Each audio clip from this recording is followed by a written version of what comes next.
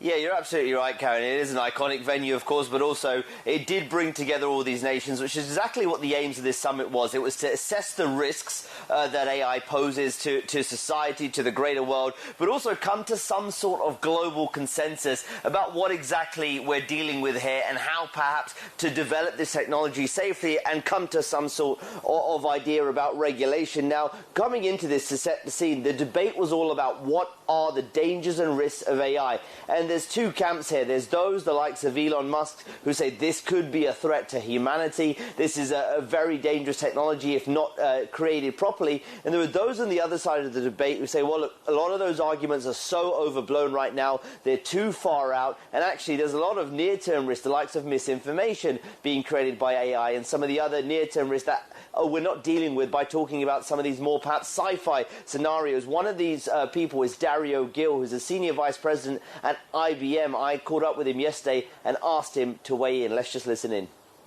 I gotta say, and I think I'm not the only one, that the level of rhetoric that we have seen from my colleagues in the tech sector in AI has been quite hyperbolic, right, very often. That is not to say that it doesn't come very often from a good place, meaning there's different horizons of risk. You can say, what are the near-term risks, what are the mid-term risks, and what are the long-term risks? So I think the debate in that topic, right, has been focused on these very long-term risks, but it's dominated the conversation to such a degree that, while important to have those discussions, it cannot take all the air out. And I think it has generated a level of fear and anxiety in the ecosystem, including in the political class, that is perhaps not quite commensurate with the reality and the actual challenges we're going to confront with AI and the opportunities that we got to savor and take advantage of with AI in the coming decade.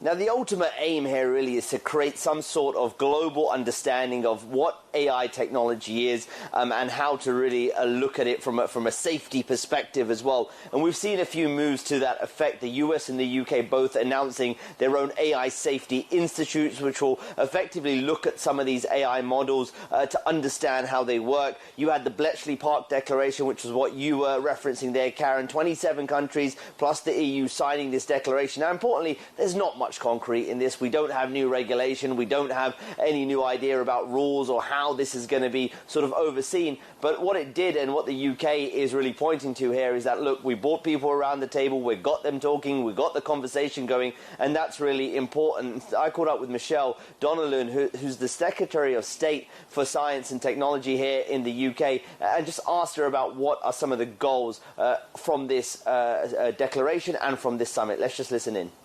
One of the things that many of the commentators have said today is that we need to gain a better understanding of the risks, and that's what we're trying to achieve so that we can then introduce the right solutions, the right guardrails to mitigate against some of those risks so that we can really draw down and seize upon the opportunities.